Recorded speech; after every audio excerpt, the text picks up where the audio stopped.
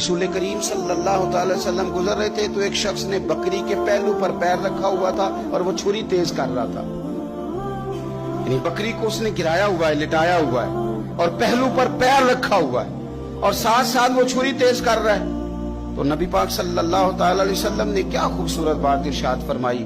حضور علیہ الصلوۃ والسلام فرمانے لگے تم اسے 2 موتیں دینا چاہتے ہو، دوہری تکلیف میں گویا تم مبتلا کرنا چاہتے ہو، اس کے سامنے ہی تم چھریاں تیز کر رہے. حضور فرمانے لگے 2 موتیں دینا چاہتے ہو، چاہیے تھا کہ پہلے سے یہ سارے اوزار تمہارے تیار ہوتے تو اس دن کسی ایمرجنسی کا شکار نہ ہو. 3 دن شریعت نے اسی لیے تو رکھے تھے، اسی لیے تو وقت رکھا تھا. آپ اس طرح کا کوئی ماحول نہ بنائیں جس سے جانور کو بھی تکلیف ہو، اذیت ہو. میں نے کہا کہ میرے کریم فرماتے ہیں رب نے ہر چیز پر احسان کرنا فرض کیا. اچھے طریقے سے ذبح کریں، چھری کو تیز کریں.